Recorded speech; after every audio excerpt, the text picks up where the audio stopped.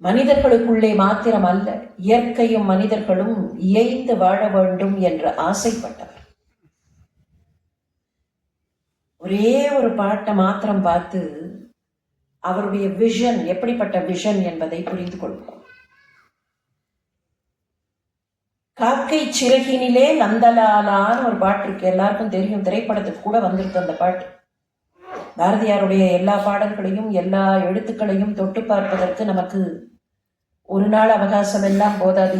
கரிய நிறம் தோன்றுதையே நந்தலாலா, பார்க்கும் மரங்களெல்லாம் நந்தலாலா நின்றன், பச்சை நிறம் தோன்றுதையே நந்தலாலா,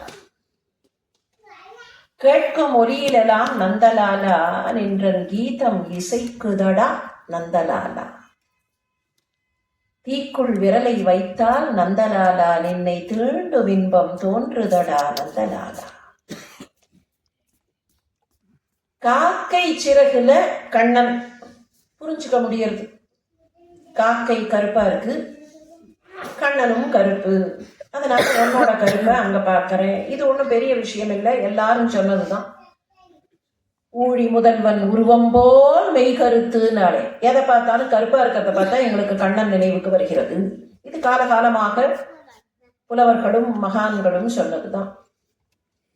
அதனால அதை பெருசா எடுத்துக்க முடியாது. காக்கை சிறகினிலே நந்தலாலா, அது கூட குயில் சிறகினிலேன்னு பாடி இருக்கலாம், ஆனா காக்கை சிறகினிலேன்னு பாடினார். குயில் சிறகினிலேன்னு பாடல. குயிலும் கருப்பா தானே இருக்கும்.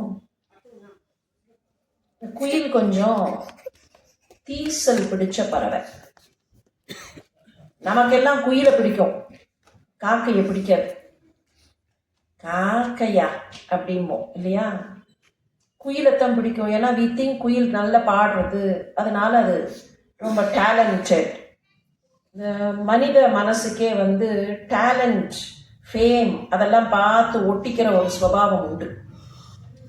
The talents don't matter அப்படிங்கிற எண்ணம் மனுஷ மனசுக்கு வராது. டேலண்டை விட தர்மம் பெருசுங்கிறத மனுஷ மனசு ரொம்ப லேட்டா தான் ரியலைஸ் பண்ணும். குயில் கொஞ்சம் தீசல், கூடு கட்டாது. காக்கா கூட்டுல போய் குஞ்ச பொறிச்சு குஞ்ச வச்சுட்டு அது அடகாத்து அதை பொறிச்சு அந்த யங் ஒன் வந்த உடனே அதை காப்பாத்துறது அந்த காகம். அப்ப எவ்வளவு தீசல் இந்த குயில். அதுக்கு டேலண்ட் இருக்கலாம், ஆனா அடுத்தவர்களை நம்பி அடுத்தவர்கள் தாண்டி அவர்களை எக்ஸ்ப்ளாய்ட் பண்ணி வாழக்கூடிய வாழ்க்கை குயிலின் வாழ்க்கை. காக்கை சிறகினிலே நந்தலாலா, பார்க்கும் மரங்களெல்லாம் நந்தலாலா. அதுலயும் பெரிய விஷயம் இல்லை. பச்சைமா மலைகோல் மேனி பவளவாய் கமலச்சங்கன் அப்படின்னு அவர் பாடினதுதான். பார்க்கும் மரங்கள் எல்லாம் பச்சையாக தெரிகின்றன, நின்னன் பச்சை நிறம் தோன்றுதையே நந்தலாலா, கேட்கும் ஒலியிலெல்லாம் நந்தலாலா. சிக்கல் அங்கதான் ஆரம்பம். உரிமை வந்திருக்கு அந்த இடத்துல பாரதிக்கு. முந்தின 2 வரியில ஐயே ஐயேன்னு பாடினவர் அடா அப்படின்னார். கேட்கும் ஒலியிலெல்லாம் நந்தலாலா நின்றன், கீதம் இசைக்குதடா. ஒரு சின்ன கேள்விய அவரவர்கள் மனசுக்குள்ள கேட்டு பார்ப்போம். நல்ல சுகமான வீணை இசை அது கண்ணனாக தெரியும். சுகமான புல்லாங்குழல் இசை கண்ணனாக தெரியும். MS அம்மாவோட பாட்டு கண்ணனாக தெரியும். கடபுடா கடபுடான்னு ஏதாவது சத்தம் கேட்டா, கடபுடான்னு சத்தம் கேட்டா அது கண்ணனுடைய புல்லாங்குழல் இசையா தெரியுமா? அந்த காலத்துல அசுணம்னு ஒரு பறவை இருந்துதான், பெருசா இருக்கும் பார்க்கறதுக்கு. அசுண மாபறவை. இந்த அசுணம் ஆதிசங்கரனும் அதை பத்தி மென்ஷன் பண்றார், தமிழ் இலக்கியங்களும் அதை பற்றி சொல்கிறது. அதுக்கு ஒரு பெரிய குவாலிட்டி என்னன்னா, இசையை ரசிக்கும் அசுணம்.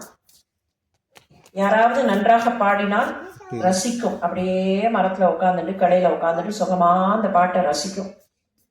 ஆனா யாராவது அபஸ்வரமா பாடினா பொத்துன்னு அங்கேருந்து கீழே விழுந்து உசுர விட்டுடும். இன்னைக்கு அது எக்ஸ்டிங்க்ட் ஸ்பீஷீஸ். அந்த பறவை இல்லை. ஏன் இல்லைங்கிறத அவரவர்கள் கெஸ் பண்ணிக்கலாம். அசுரத்துக்கே அந்த மாதிரி நிலைமைன்னா ஏதாவது கடபடான்னு சத்தம் கேட்டுதுன்னா அதுல கண்ணன் புல்லாங்குழலா நமக்கு கேட்கும். கொஞ்சம் நினைத்து பாருங்கள் அந்த வரியை. கேட்கும் ஒலியிலெல்லாம் நந்தலாலா, கேட்கும் இசையிலெல்லாம் நந்தலாலா, நின்றன் கீதம் இசைக்குதடா நந்தலாலான்னு அவர் பாடியிருந்தா அர்த்தமே வேற. சுஸ்வரமான இசையில் கண்ணனை கேட்டார்னு சொல்லிட்டு போயிடலாம். ஆனா வியாக்கியானமே எழுத முடியாத ஒரு வரி இது. கேட்கும் ஒலியிலெல்லாம் நந்தலாலா, எனக்கு என்ன சத்தம் கேட்டாலும் அந்த சத்தம் எனக்கு கண்ணனுடைய வேங்குழலாக கேட்கிறதுனா எந்த பக்குவத்துல இருந்தா அது சாத்தியம். வசன கவிதையில் எழுதுவார், வாசல்ல ஜருகை விற்று கொண்டு ஒருவன் போய் வாங்கலையோ ஜருகை என்று அந்த குரலுக்கும் பாலுக்கு தொம்பை குழந்தைகள் அழுகின்றன அந்த தொம்பை குழந்தைகளின் குரலுக்கும் ஸ்ருதி சேர்த்து விட்டது யார்? பராசக்தி, பராசக்தி, பராசக்தி. இப்படி தொம்பை குழந்தைகளின் அழுகையில ஸ்ருதிய பார்த்தவர். வாசல்ல ஜருக வித்தா அதுல ஸ்ருதி இருக்குன்னு நினைச்சவர்னா அப்ப எல்லா ஓசையும் எல்லா ஒலியும் அவருக்கு கண்ணனுடைய வேங்குழல்னா அந்த பார்வை எப்படிப்பட்ட பறந்துபட்ட பார்வை.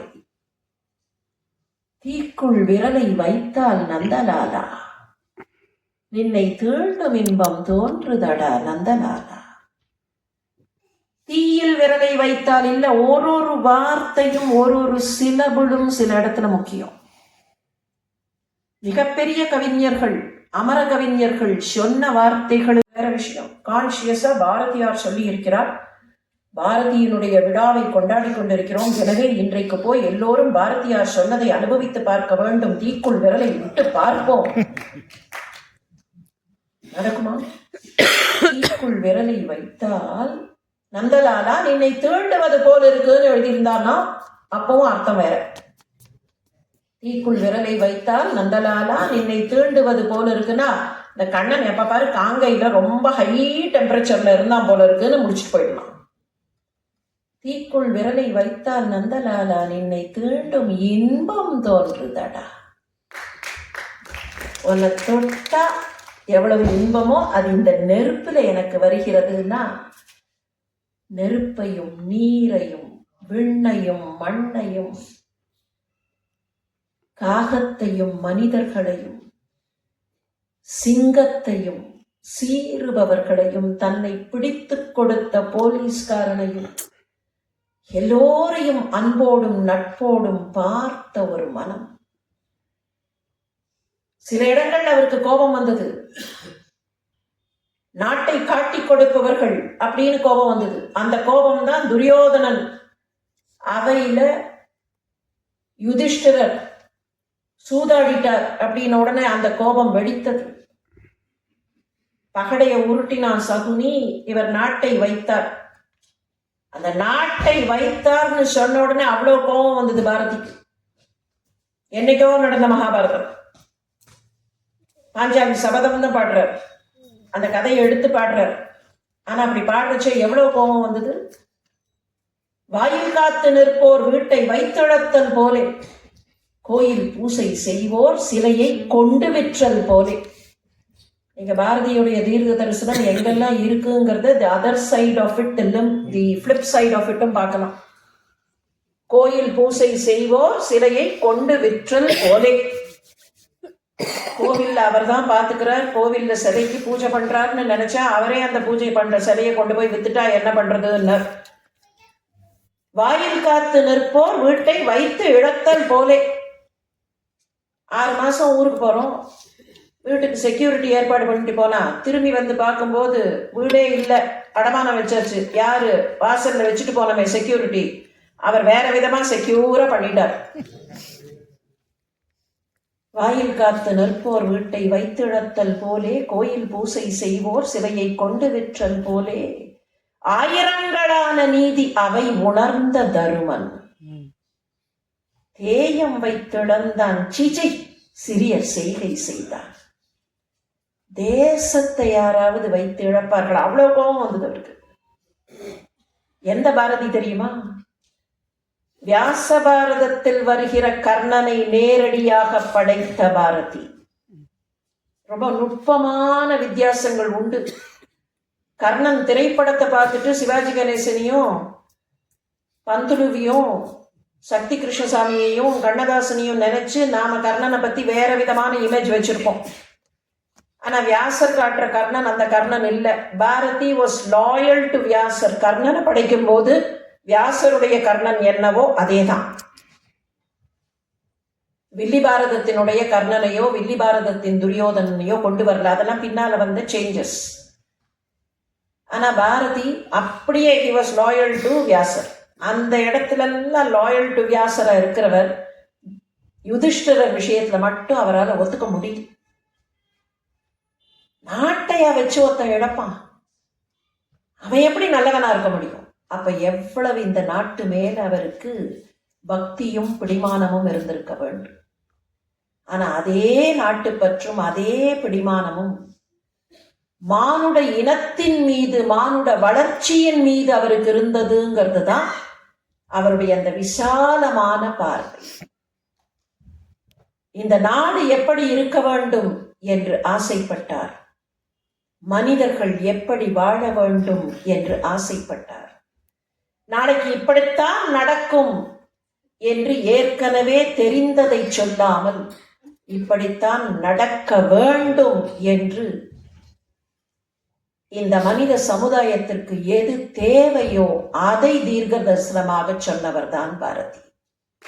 அவருடைய தீர்க்க தரிசனம் கொஞ்சம் வித்தியாசமான தீர்க்க தரிசனம். இதுதான் என்னுடைய சமுதாயத்திற்கு வர வேண்டும், இதுதான் என்னுடைய இளைஞர்கள் போகிற பாதையாக இருக்க வேண்டும் என்று வழிகாட்டியவர். கண்ணனை பாடினார். கண்ணன் போர்க்களத்தில் தேரோட்டியாக இருந்தவன்.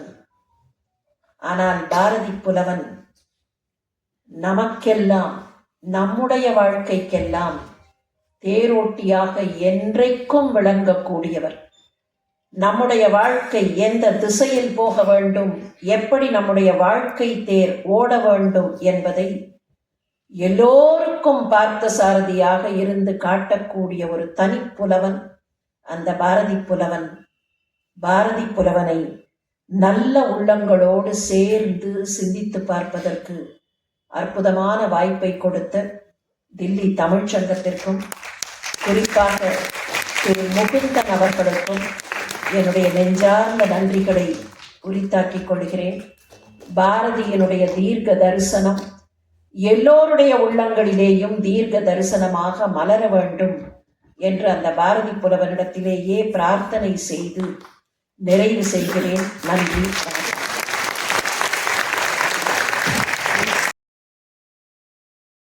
11 டிசம்பர் 1882 எட்டயபுரத்தில் உதித்த ஸ்ரீ சுப்பிரமணிய பாரதியார் அவர்களின் பிறந்த நாள்.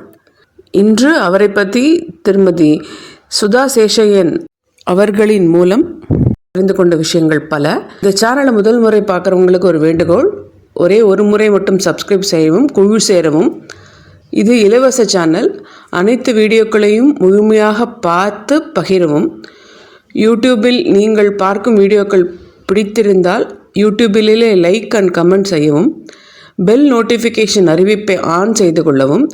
தினமும் ஒரு நோட்டிஃபிகேஷன் உங்கள் டிவைஸ் மொபைலிலோ லேப்டாப்பிலோ வரும்.